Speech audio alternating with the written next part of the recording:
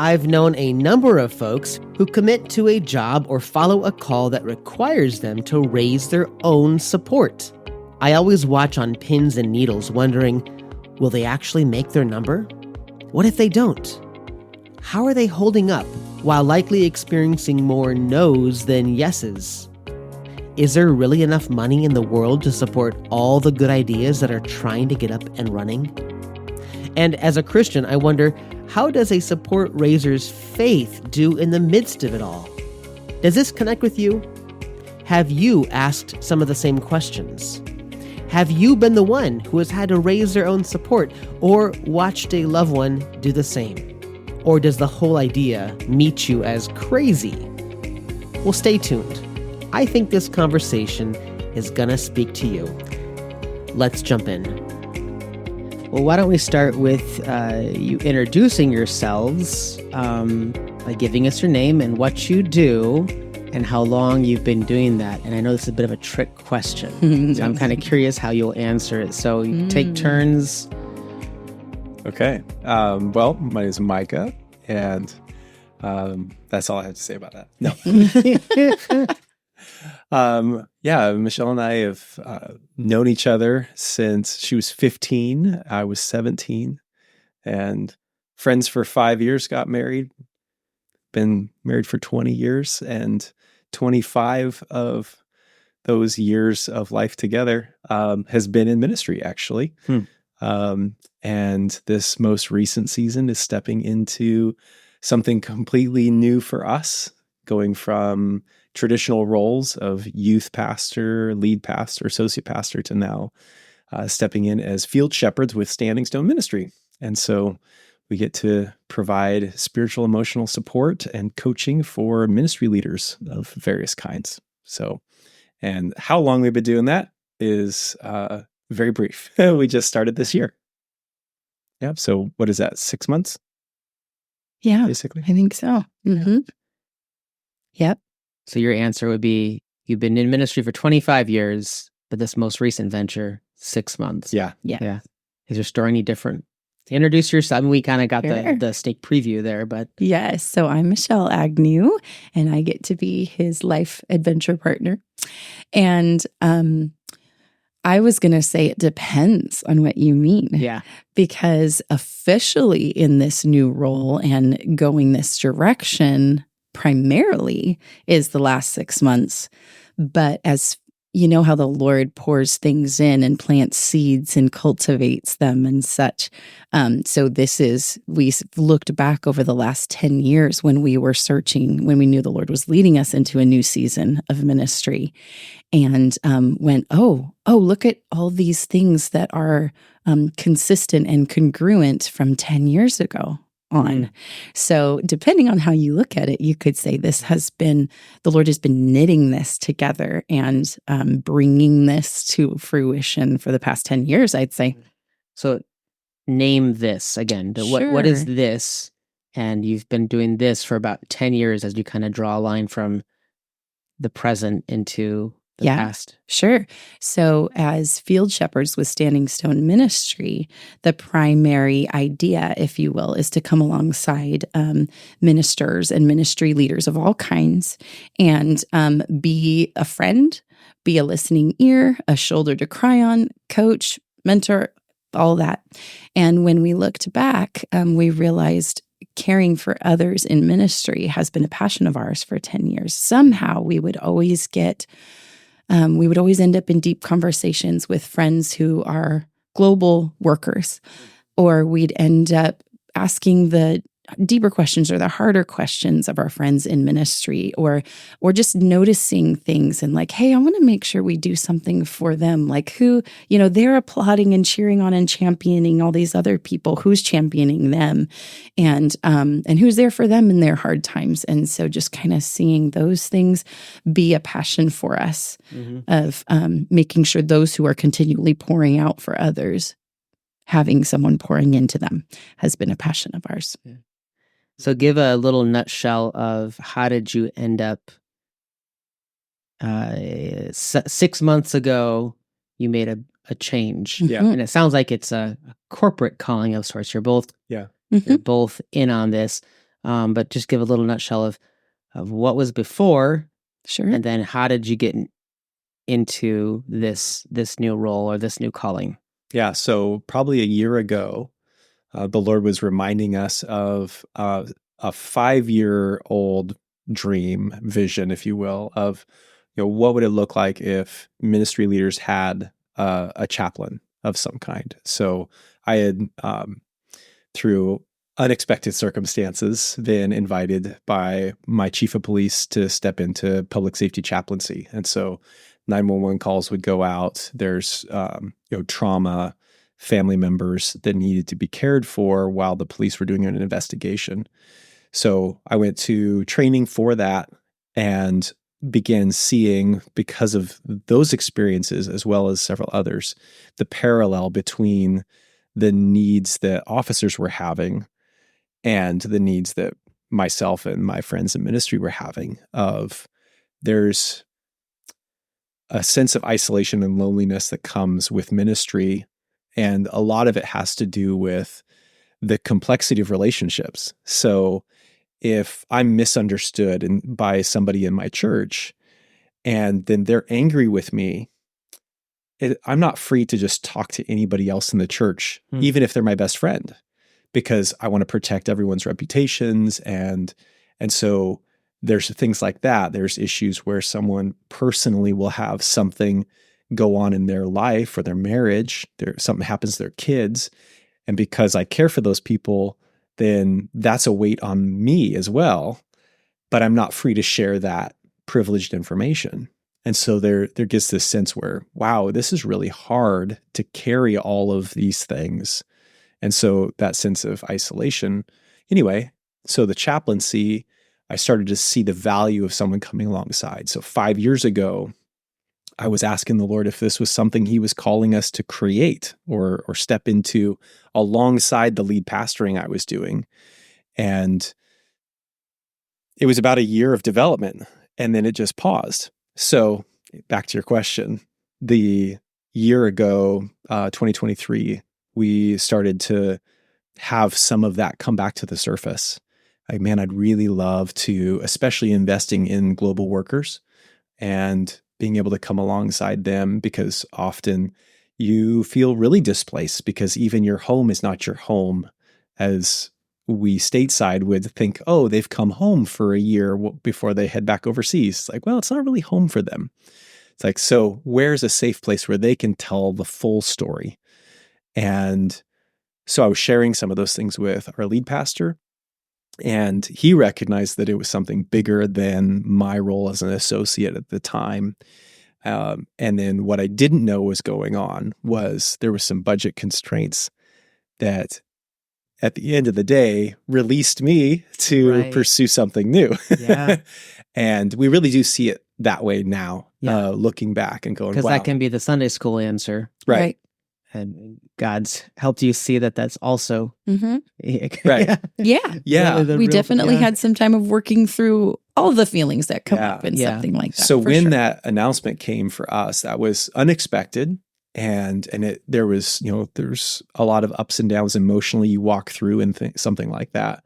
And we really took it to the Lord of like, okay, so we still feel like you called us here. So now in this city, what's next? And so that was like about 5 months of a process before we really felt like these themes that Michelle was mentioning of like, oh, this is the consistent theme of life and ministry is we've always been looking to the left and to the right of people in ministry beside us saying, are you okay? How are you doing? Like, I'm struggling with this thing. I wonder if any of my friends are struggling with this. And so when that came to a head at the 1st of December in 2023, it was like, okay, this is the next thing. This is what we need to be fully available to do. Well, and I'd just like to add that the Lord had made it very clear when we were released from the position we were in, that we were not to grasp for the familiar, which is what kind of had us looking in a different direction anyway. And so it was after that prayer and that time that a friend introduced us to Standing Stone Ministry when we were describing, man, we feel like this is what we'd love to do and what we'd love to do full time, but how do we do that? And how do we do it well? And they said, I found answers with Standing Stone. So that's how we actually got connected with the ministry that we're with now. This is always interesting how did God let you know not to look in the familiar? Is there any, I don't know, is there a moment, or how does, I think Christians always are wondering, like, how does God talk to you? Right. Well, I'll say for me, there were a couple of offers given to Micah, of like, hey, we'd love to have you be lead pastor here. And as the wife and the mom of our 6 kids, you'd think, oh, security, that would be great. This is something he's done. It's a community that's the type that we love to be a part of, And I just had this, no. And so that lack of peace, but also in my case, I just had this, no, that doesn't seem right. Yeah. And then really you should have been like, yes, that's exactly what I want. Yes. And I would also say that there were people at church that prayed for us and without talking to each other. And prayed for us before any transition happened. And they were completely unaware that there was something in the works just as much as we were unaware. So they sometimes would say something like, one of our friends in particular said, I feel like the Lord is saying, what does freedom look like to you? Like, what if you didn't have a title? So that was something that happened actually the day before Micah was let go. And so when that came, it was like, oh, wow, Lord, thank you that you saw this already and you have something cooking. But then afterwards, I had friends come and say, I feel like the Lord is saying he's doing something completely new and completely different. And another friend that said, I feel like you want to put yourself in a box and God's saying, don't do that. Like, I want to break boxes. So there were all these things that people said that ended up marrying together and felt like a consistent word from the Lord, if you will. They all matched. One of my friends says, we look for evidence of providence. And so what are those? Are there any repeated themes? Are there correlations in what you're reading in scripture? What impression or sense? You hear about various people have different learning styles. My very first job was as a ski instructor for downhill skiing, and we learned that you have to try to discern what the learning style of your student is, so then you can present these skills in a way that they're going to be able to comprehend. Well, God knit us together, so He knows our learning style, and so for me, it's I speak a lot about a sense. I have this sense. There's this kind of strong impression. This is the way to go, and it's maybe you could call it like a gut instinct, but in the years of following the Lord, you start to pick up on these patterns of like, I was feeling like this is what God wanted, and then look at how these things came together, and it turned out that way. And so for us, it was like, I feel like I'd love to get more involved in the global missions piece. And then a friend comes and says, I was praying for you the other day, and I just got this picture of, a W stamped on your hand. And it's like, what does that mean? And he's like, I don't know, like a wild card or something, Sure. and so then you just kind of take those little bits and you're like, okay, well, we'll just hold that loosely and see if it ties in some other way. And so we had so many of those things, and the Lord's done that really each season of transition in our lives in ministry, where it's like, okay, we have a sense, I'll have a sense that something feels like it's off or it's shifting. And then you start looking around like, okay, are things changing? And you start picking up on those cues and then seeking counsel with others. And so you take those impressions, share them with people that you trust hear from the Lord. And then you start getting some of that feedback. Or you do it the other way around. You're like, hey, so have you been praying for us? You see anything going on? And then they're like, oh, well, yeah, I was seeing this. And you're like, okay, thanks, because this is what I was thinking. And those things match. But that's some of how it's come about for us. Thanks for sharing that. That's, I'm sure, edifying for other folks to just compare notes with how they, it's helpful. It's helpful.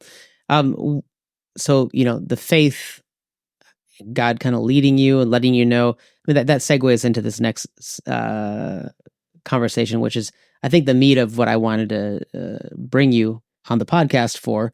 Because one interesting component of, from an outsider looking in, of the Standing Stone calling is that you need to raise your own support. Yes. Yep. And if you're running in Christian circles, that's not a new thing to hear. Oftentimes missionaries need to do that. Folks who are in nonprofit work, sometimes nonprofit ministry. And so here you can't really report for duty to the thing that you're called to do until you have raised 100% of your support, which means that right now you're like full-time support raising. Yeah. And it seems like I often will hear from folks who are in similar situations where I get to have a conversation with them maybe after they have completed that task. Yeah. And now, but to talk with some folks who are in the midst of it and open to sharing about that, thought that might be neat for some folks to listen to, and maybe some folks are in the same space and just not really sure. Yeah. Where can you talk about that? How can you talk about that? What does that look like for other folks who are in that same kind of space? Because it's a very vulnerable place to be. I imagine it could be. Yes. I'm sure it's a roller coaster of I trust God, like the daisy. I trust God. I'm not sure. I trust God. Like, is this really going to happen? So first of all, thank you for being open to having that conversation. But so if there's anything about that kind of came to mind that you want to share, jump in. But I'm going to just kind of ask some little questions about, to give us a little picture of what it might be like for your family, or what it is like for your family to be living in the midst of full-time support raising. So you said 6 months ago you started with Standing Stone, because my first question was, how long have you been at this? Like, how long have you been without a quote unquote regular salary, that safety that you just felt God was not leading you towards? Yeah. So it's actually been a year that we've been without a regular salary. Okay. Basically. Yeah. So our church was, super generous, and we had a few months of severance salary to get by while we were working on those things. But so it's actually more like 9 months. So basically the last paycheck, salary check from even the severance was back in October last year. And, here we are. June almost of 2024. July. Almost July, sure. And so one of those interesting components is and you mentioned trust, and theology wise, like, absolutely, I trust the Lord. And then it's like, how am I going to pay for stuff? Lord, like, do I get it? Just, do I go down to labor ready and just do day labor? Like, what? And trying not to, in those early weeks, really trying to calm my own mind from trying to fix the problem. The problem is there's no paycheck. But the answer is not to just go get a job. The answer is to abide with the Lord. And really, that's the anchor for us. Was I felt strongly I needed to go back to John 15. I actually started in John 14, but I took a month with each chapter from John 14 through 17 and just journaled each verse of, sinking into that text and what's the Lord saying. And there in John 15 is where Jesus makes the analogy about he being the vine and we're the branches, and that abiding with him and remain in me, and fruit comes, right? And so for us, that ministering to that question of trust, like, am I abiding, and why am I anxious? And do I really believe that God loves us and sees us and has called us, even though I don't have clarity yet? And that was for months. So the October final check came November, we spend on sabbatical. So we took 4 weeks basically, and not having it the primary aim. We were doing family vacation and trying to really, rest our souls and make good memories as a family together. My sense, again, was that ministry was going to start in January. I didn't know what that meant. As I have this gut feeling something's going to kick off in January. But as we neared the end of that vacation and sabbatical, it's like, all right, Lord, I go home in a couple days and you haven't told me what we're doing yet. Yeah. And that was a really tough spot to daily check yourself of like, okay, I don't need to get anxious. And even monitoring, the leadership book, Managing Leadership Anxiety was super helpful for me, even in this season, because it's like, oh, I'm noticing my heart rate is elevated, so you can actually see stress in your body and like, oh, my palms are sweaty, or I'm kind of fidgety right now. Like, oh, what's going on? And being able to kind of dial it back. And so even before we started support raising, it was, okay, it was like a boot camp for trusting the Lord. Do you hear him saying that? You're different people. How are you? And as he's talking about that, especially that window. The question was, how long have you been without a salary? You're going back to before the call came to look at standing stones. But as you're hearing him talk about that season, are you interacting with? Is your anxiety look different, present differently? Are you feeling something totally different? Are you just? Yeah. Yeah. It's interesting. I feel like, and perhaps I'm not the only one, that sometimes it's actually easier to trust God in those big, scary things than in the little everyday things. Yeah. And this is probably jumping ahead into the support raising journey, but I had this peace that he is going to take care of us. And not without moments of like, so what does that look like? And how long will we be living off of savings and, Sure. things like that.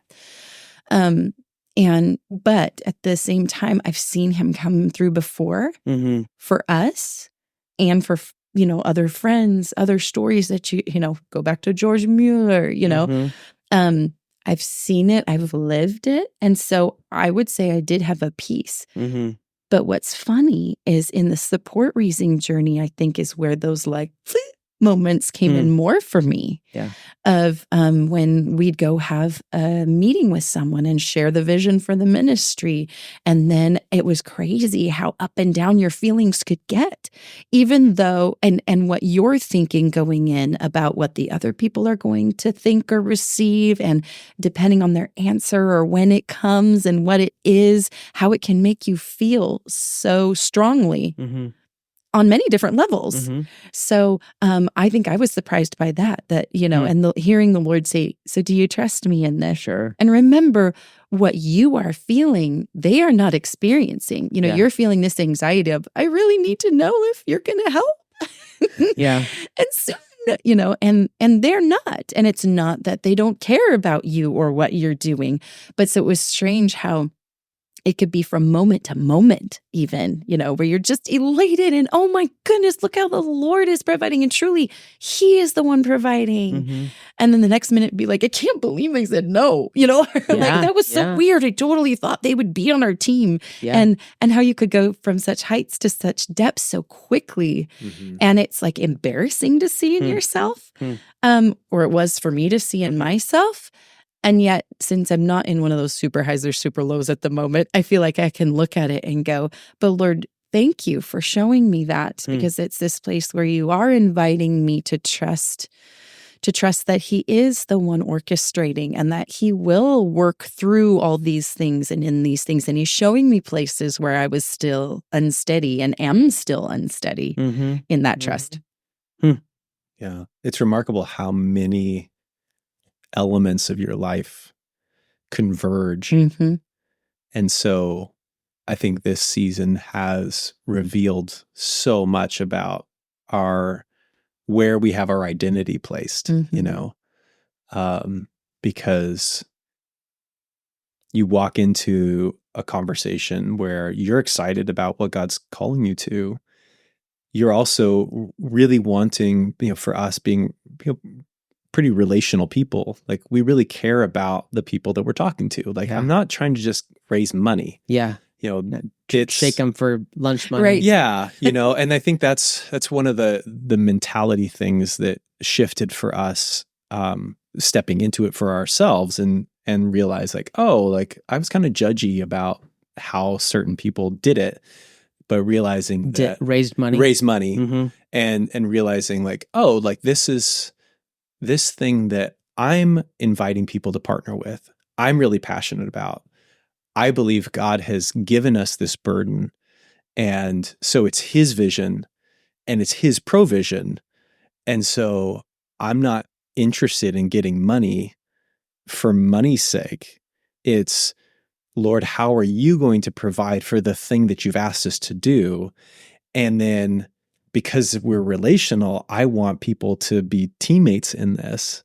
And would you help us see this vision come to a reality? Mm-hmm. And would you be a co-laborer in, for us specifically in our ministry, of seeing healthy ministers leading healthy ministries? And that's a very different approach. And so when people would say yes or no, it's not about the money. It's that there's this moment of grief of like, if they said no, it was like, I thought they were going to have my left or my right, Mm-hmm. I thought I expected them to be with us. Yeah. And then there's others that said yes and said yes at a much higher level than we ever imagined. And you're like, whoa, I did not see that coming. That is so cool. And the Lord bringing people on to the team that some we have very little relationship with until now. Mm-hmm. And so there's just so many things, and your heart wrapped up in all of that. Like, oh, okay, I'm putting too much of my identity in whether people say yes or no. Like, are they accepting me or not? Mm-hmm. Am I valuable or not? And so it's been hard, to deal with those things. And then, over time, it gets easier. Mm-hmm. Well, let's give a sense of what a day in your life might look like right now. Like, what is when Trying not to laugh. when you're full-time support raising, what does that look like? And how are you?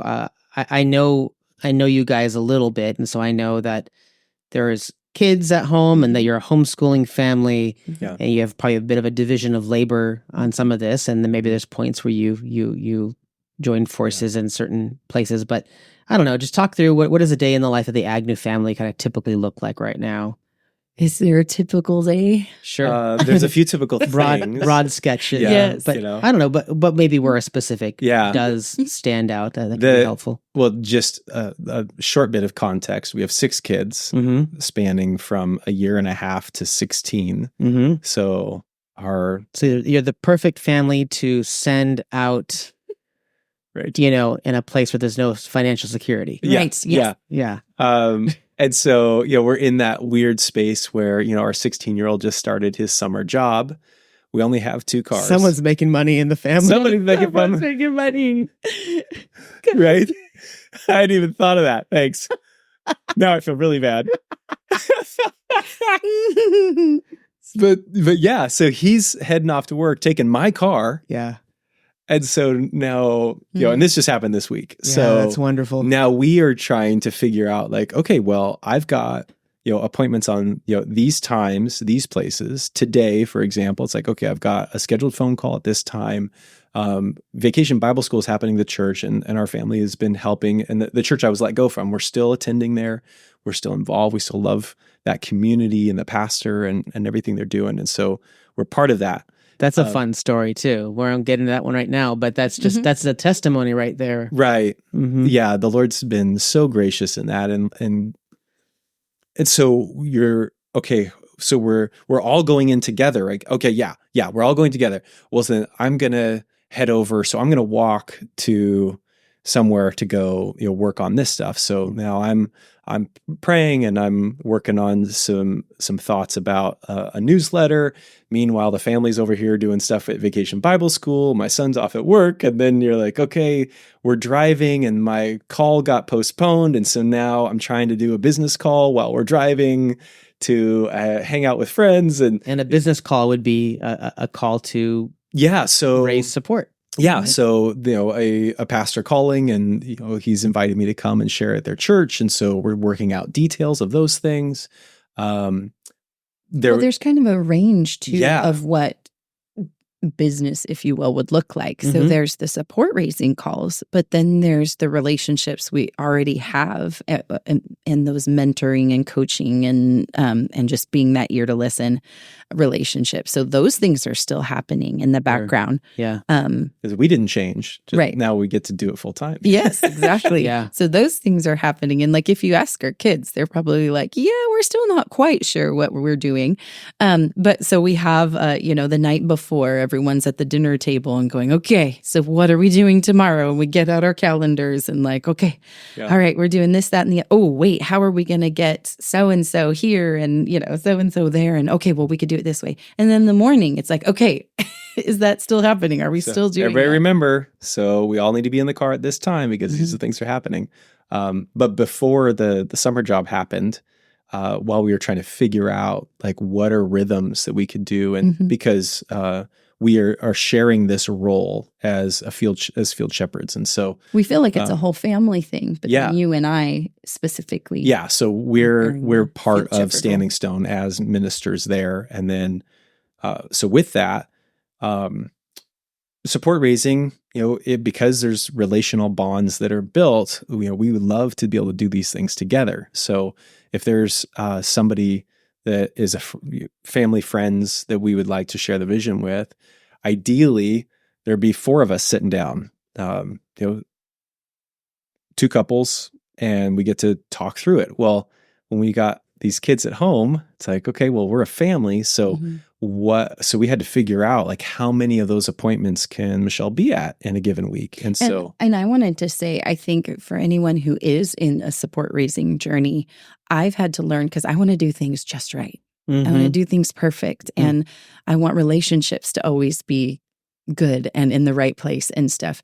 And so I really had to learn. I say that as if it's past tense, but I'm right in the middle of learning how to give grace for when we do make an error. And like, there were a few weeks where it was like, oh man, we're relying on our eldest daughter to watch the baby and she's getting burnt out, and so, okay, so what is an appropriate amount of time and how can we ebb and flow in a way that is healthy? And so we've had to constantly make adjustments, and we make mistakes. And we try to, then adjust. And so, okay, she was feeling burnt out. So now I need to not be at appointments for a while. Maybe we do the appointments that we both, he and I, want to be at. We do those in one week. And then the next week, I'm not present for any of those, And so, but honestly, giving the grace to adjust and to know that you're going to continue to adjust, because life ebbs and flows, and the other people's schedules who you're wanting to meet with ebb and flow, and life happens for them too. And so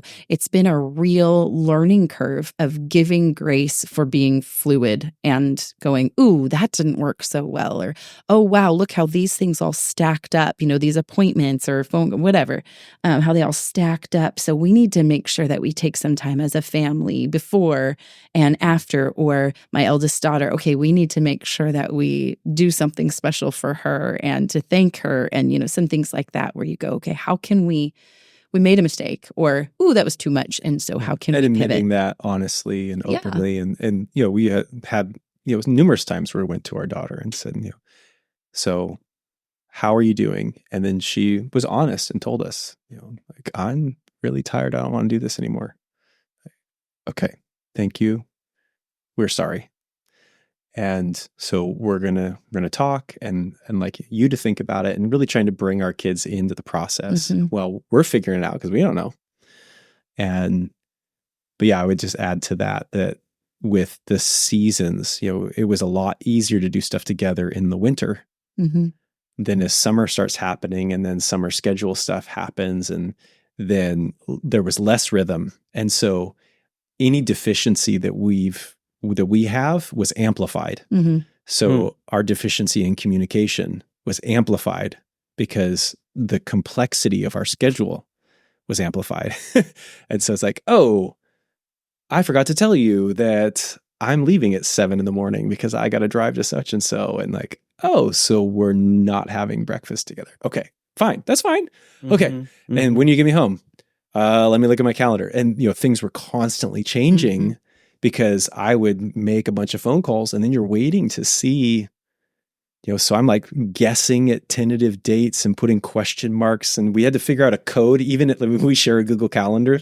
This is one of our insider hacks, if you will. Yeah. It's like, okay, we got to share the calendar. And we decided we would color code any of the appointments that I had a sense we should both be at. So I changed the color on those, and then I put question marks in front of the appointment. So this is hey, we need to confirm this. This is our cue to have a conversation. And just trying to find ways that we could ramp up that. Is that working? That piece, yeah. Yeah. Okay. Mm-hmm. That seems to have really helped because it cues me in that I can't confirm that until I've talked to my wife. Mm-hmm. And then when I'm looking at the calendar, putting something on for myself, I go, oh, this has a question mark. Is this happening or not? And so prompts the conversation. It's not perfect, but it's helped a lot. Yeah. Give us a quick little picture of, because I know you keep track of like so how many calls and meetings and what are some of those things that because this is your work right now and you're spending long days at this business of calling people, talking to them, and trying to raise support so that you can get to work with Standing Stone. Yeah. So 154 direct conversations with a direct ask of, would you consider being part of this team? And so that averages 30 to 50 contacts a week, points of communication. And I think that was something that came up for me is how long you think making a phone call. Oh, I can call these 20 people in a day, no problem, Right. But when either you don't get them personally on the phone, and so you're leaving a message and then having to call back or have them call you back, and maybe you play telephone tag for a while, or when you do get to talk to them and it's not 2-minute conversation, it's an hour conversation or so. It was just interesting to realize, oh, this actually takes a lot longer than you might think on the surface. And so that was interesting too, and we had to get past the emotion of that, like, I'm not doing enough, this isn't going fast, and I should be able to accomplish more because it's not very tangible. You're not stacking boxes in a corner. Or It's hard to end your day and say, look at what I've done. Correct. Right. Well, and I think that's where several years back in ministry, I felt like the Lord showed me that the metric you use to measure success is not what I use. And I see it playing out in this where I started working, work the numbers. Okay, so if half the people you talk to are going to say yes to an appointment, then you need to have twice as many asks, twice as many appointments as you think you're going to need to be able to be fully funded. Well, when you start just working it that way and you forget that every phone call is opportunity for ministry, then when I've only made 3 phone calls, none of them included an appointment being scheduled, but it turned out that all 3 of those people needed a pastor that day. There was something that happened in their life, and I've had this happen numerous times where I had my personal expectation of, okay, these are the calls I'm going to make, and here's how far I'm going to get down my list, if you will. And then, before you start, you're praying like, all right, Lord, help me to be fully present in each of these calls, that'll be attentive to what you're doing in this other person. And so many times it's like, this is not about an ask today. And, you just happen to call right after the diagnosis or right after the death of the family member or right after something tragic or some low point in their life. And Mhm. And you, in that moment, it's like, oh, we're pivoting. Well, and can I just say, so kind of one of the low points or hard parts about the support raising has been, that recognition of like, wow, my emotions are so volatile in this.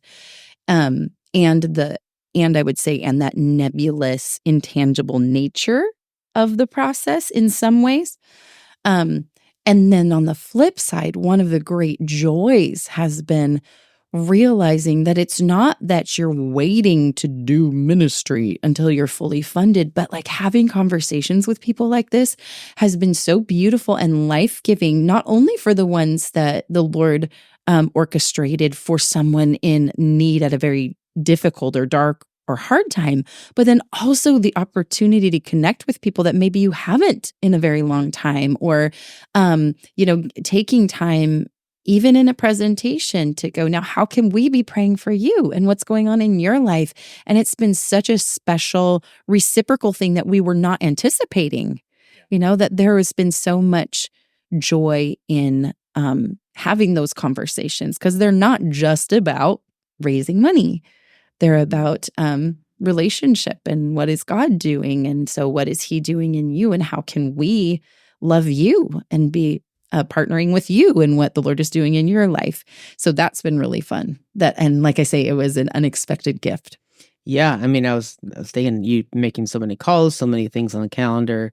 It must be hard at times to remember that there's a person on the other end of that phone, that phone call or that, that appointment, that there's, to Yeah. continue to care and to see the people in the midst Yeah. of the work and percentage raised and all that stuff. Right. To I think one of the keep- things yeah. that's really helped us to keep that perspective is we've built in that at the end of every time together, it's, so is there anything that we can be praying with you about?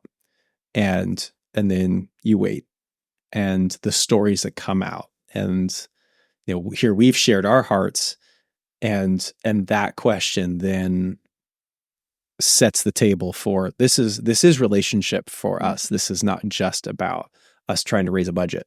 Mm-hmm. And then in those spaces is where people are sharing these things, and we cry together, and Mm-hmm. and we see the Lord minister in just incredible ways, and that's been a real blessing. Yeah. And I feel like for me, I think there's been less difficulty in remembering it's a real person on the other end, not just, a target for finances or something. I feel like what's actually been the harder thing is like, remember, put yourself in their shoes, and that whole, my urgency is not theirs and stuff. And because I feel like that's been the bigger challenge. Yeah.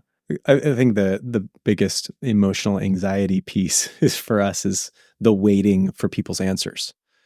Giving people time to pray about it, and then recognizing like, oh, like life's happening. Mm-hmm. And so, they've got kids and they've got jobs and they've got, our ask is just one small piece of the whole of their life. And to realize, to be able to put yourself in their shoes too. So like for another person, support raising, like, oh man, how many times have I done that to them? Here they were waiting for my answer. Yeah. And I was like, oh yeah, I'll get to it. And Yeah. And how we want to be part of it. How big a deal it is to, yeah. Aha was,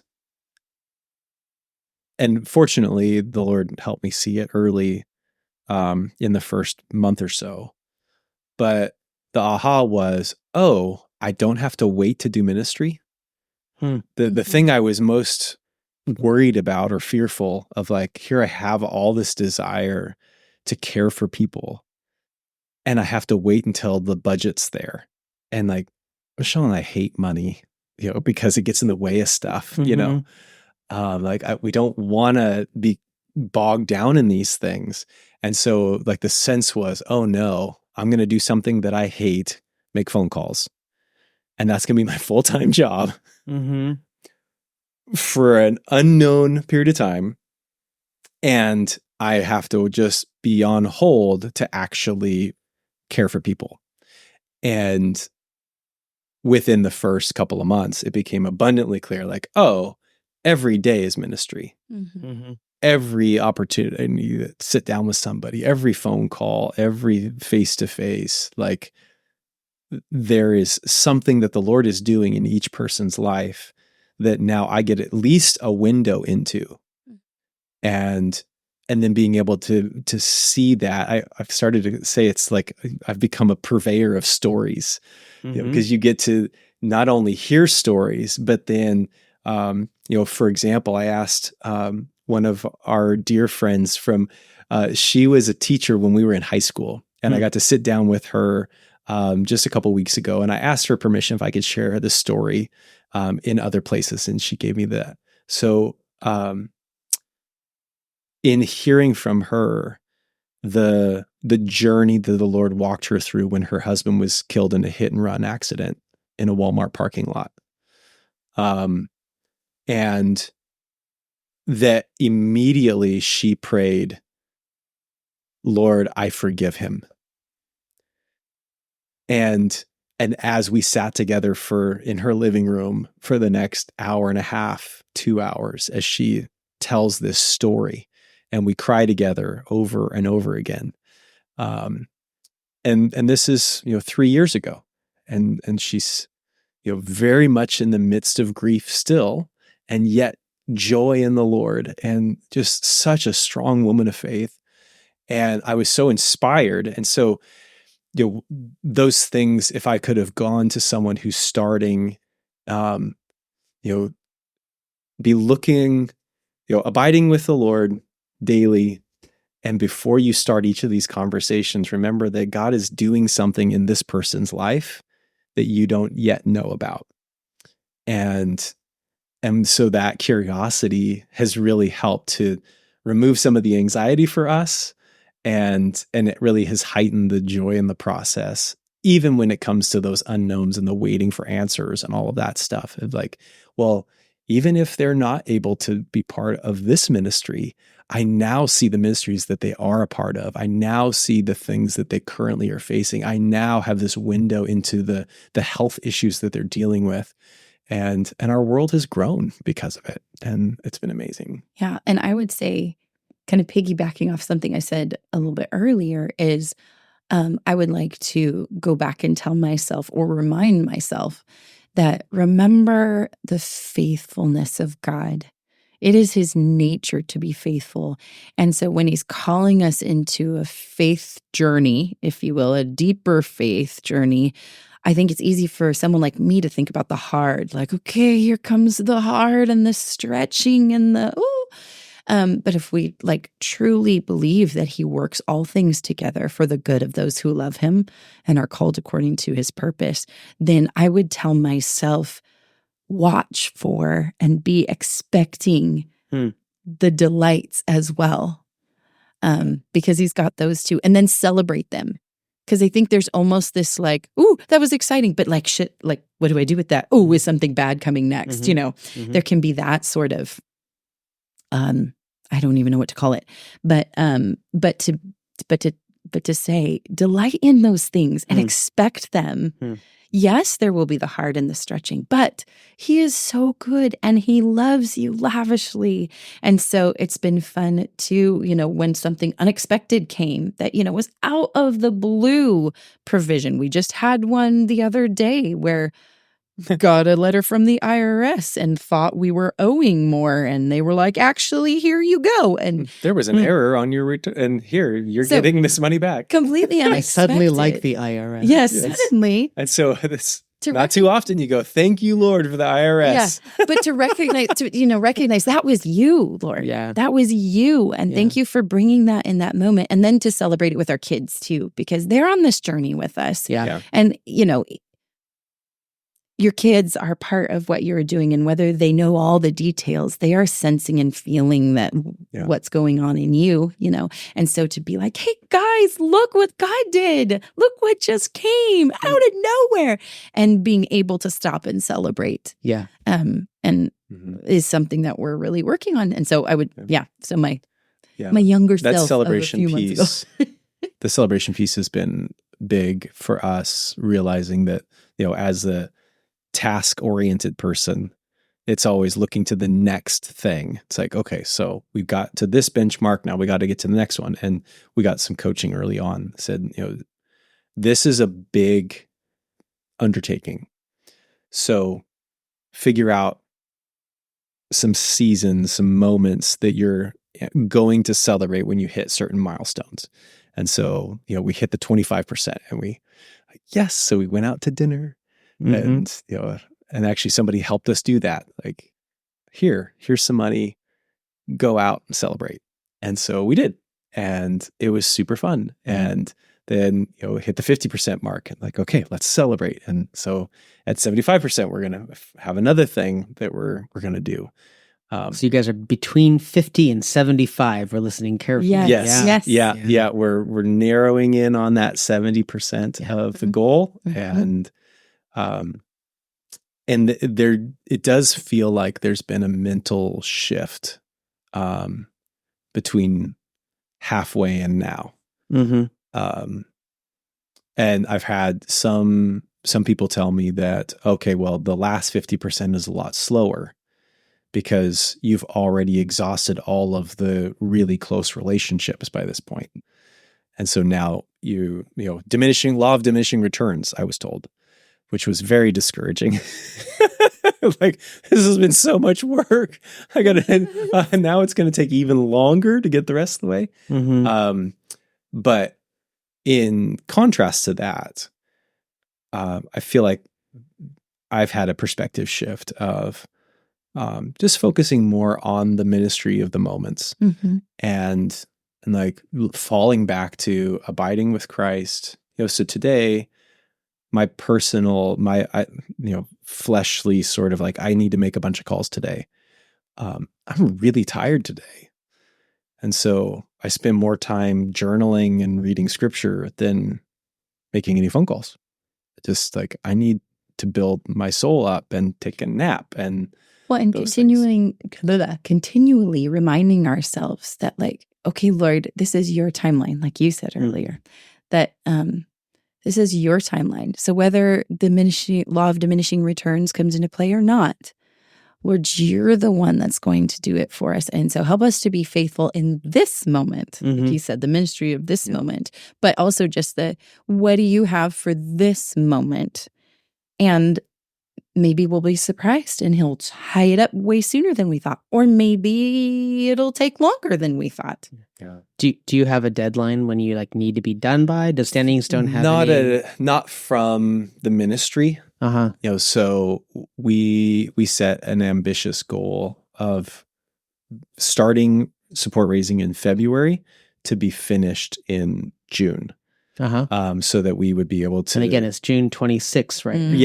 Yeah. So you're at almost 70%, right? So to jump, timeline has changed 30% in a few days would be.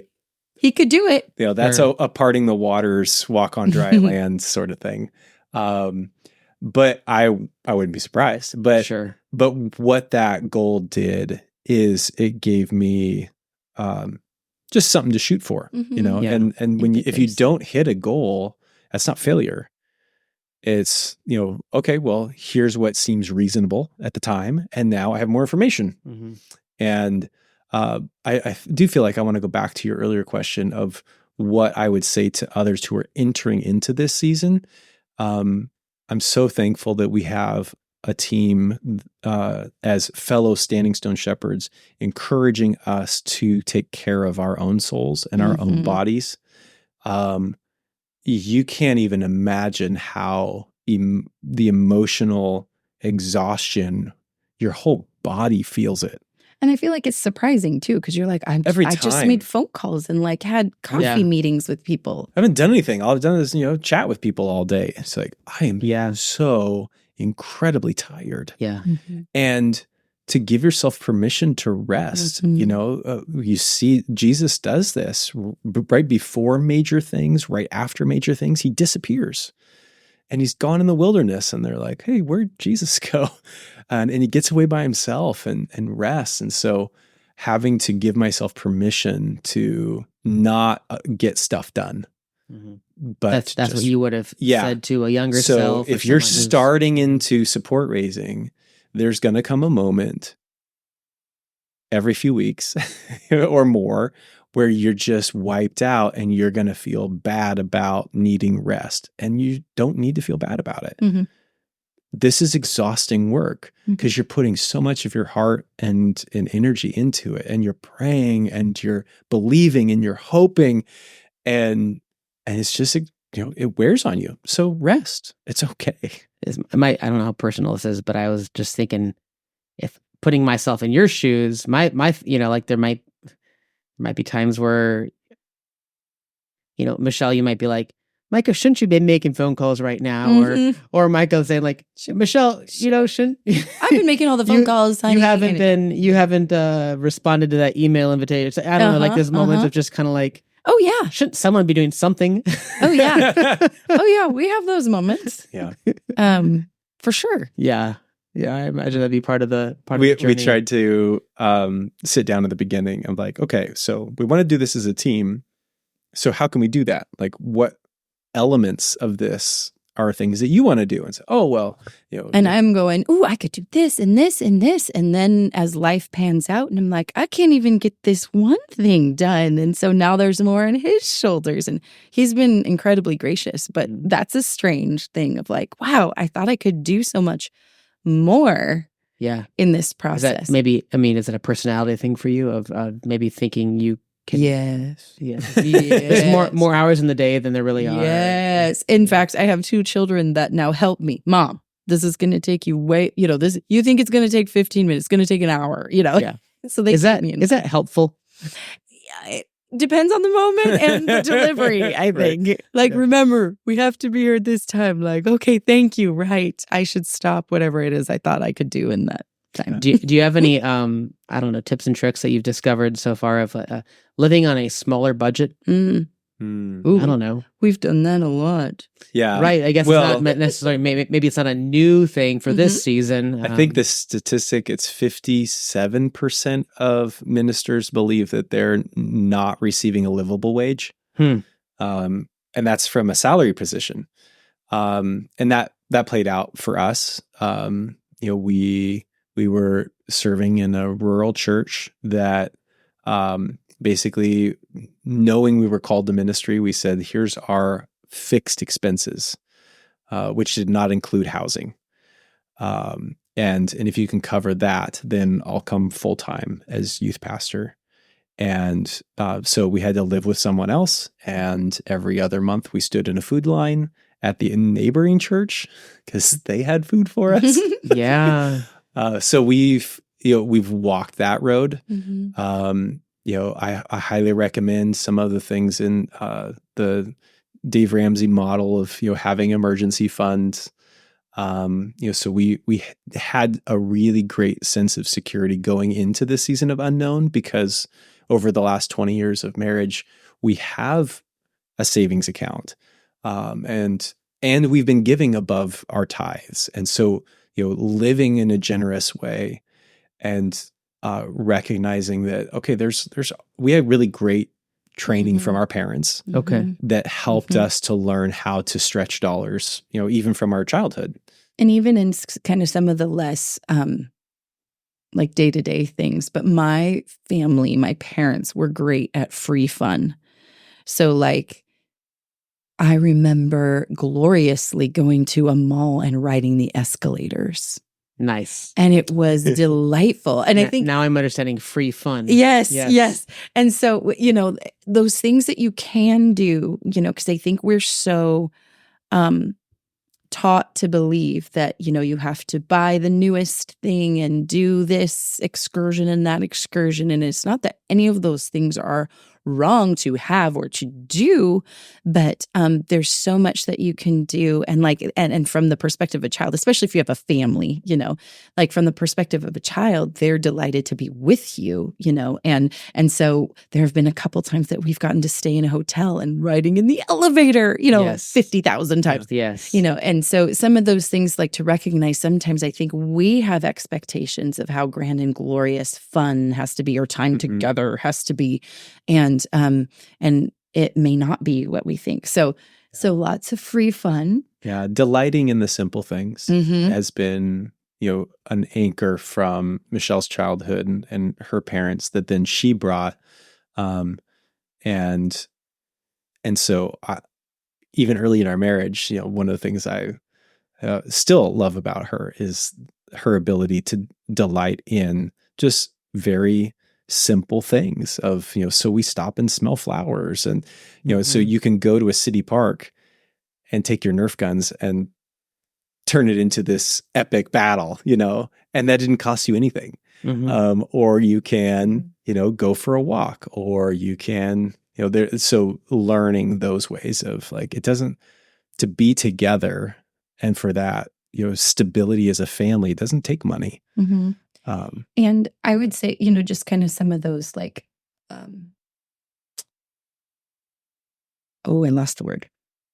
But, we do shop sales and wait. We don't buy certain things until they're at least half the normal price. Or, we have rarely bought new clothing, or we go to Ross because sometimes Ross is a better price than a thrift store, Yes. Or we share. We have a group, a tightly knit life group, and some of our kids are different sizes. And so we pass clothes around, or some of those things too. And there's I feel like this community that we live in has some neat opportunities for things like that, whether it's a neighborhood yard sale or buy nothing sites on Facebook or things like that, where you can be a part of helping someone else get something they need. And you can say, hey, our fridge just quit. Is there anyone who has one that they're getting rid of? And so some of that networking or bartering, or was just talking with a friend that said, if you have vegetables from your garden, I have goat milk for you. And so just kind of getting back to some of those things. And the cooking from scratch and some of those things too. Yeah. But I mean, those are some of those daily nitty gritty. But I think as far as like life as a family, to recognize it doesn't take a ton of money to have special memories. Any question that I did not ask you that you wish I would have, or any thoughts that you wanted to share that haven't found a place to be shared yet? I just want to say I love that you asked that question. Yeah. And I've been asking that question of other people. Yes. That is a great question. Because it is fun to get someone talking about like a pet passion or something, Yeah. So. I think just, to kind of expound a little bit more on the ministry of Standing Stone that we're really passionate about is that when you read in Ephesians, Paul describes that the Lord gave apostles, prophets, evangelists, pastors, and teachers as a gift to the church to equip the saints for the work of ministry. What I think has happened is somehow, and we could all debate about how this happened, but we've flipped that around, and it's as if the Lord said to hire apostles, prophets, pastors, and teachers and evangelists to do the work of ministry.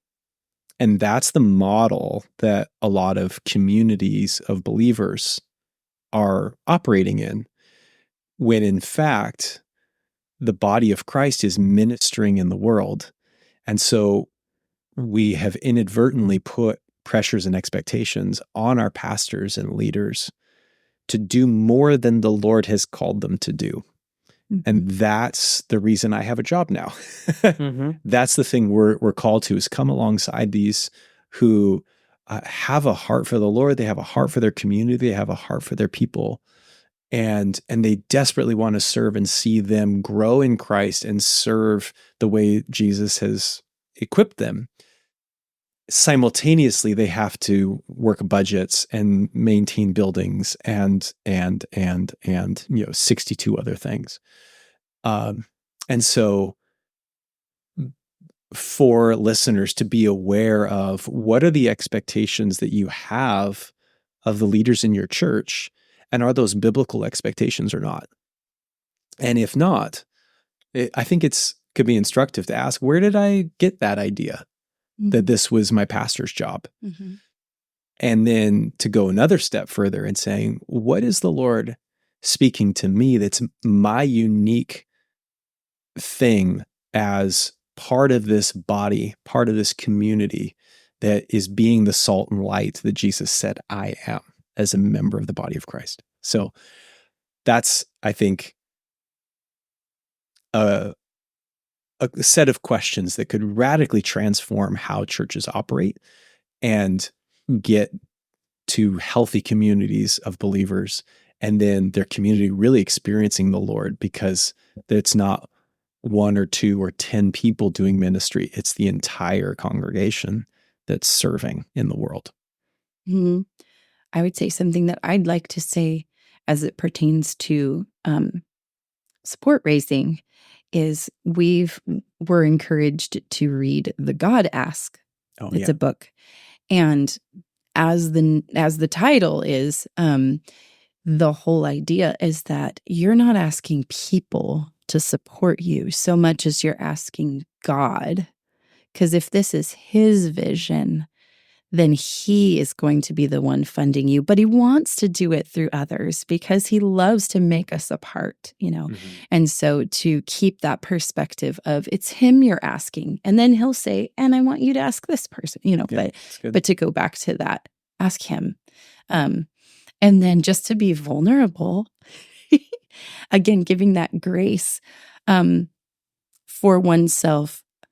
I'm not very good in the moment of what question would I like to be asked, but just to be vulnerable. We were on our way over here and I was like, Micah, I don't even know if I can do this because I think I'm angry at the moment because I felt like you were on the phone at these special times and I don't know if I should be mad at it and why am I mad at it? And so to be able to acknowledge that you're going to have those moments, and to like utilize them instead of, because I've been one that like my tendency has been to just stuff whatever I'm feeling.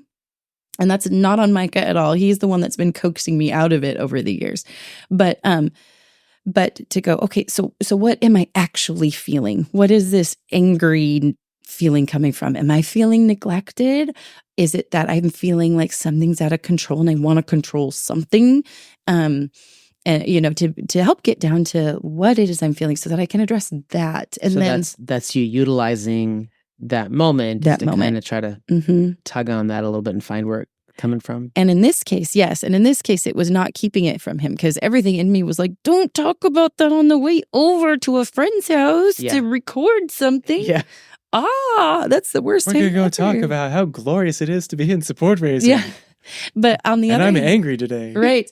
But on the other hand, I don't want to be fake, and I don't want to go in not on the same page and not as a team. And I want to be vulnerable with my husband. And those are things that I think are easy to say, of course, too, and a lot harder in the walking out. So like, being and preparing your heart that like, yes, this is how we want to do this. And that, yes, please tell me when these things are happening. And yes, I want to listen and vice versa and work through these things together. Because otherwise I think this is a journey that can, just like anything in life, it can deepen you in the Lord and it can deepen you as a married couple, or if you're a single, with your support network around you, or it can isolate you further and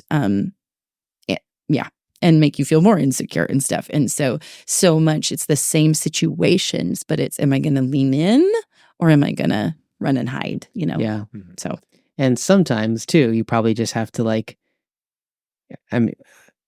you shared how you would like things to kind of be perfect and tidied up. And sometimes you kind of got to just kind of keep moving too, it's like, time for this and we'll try to get back to that, but not running away from it and not trying to turn that off.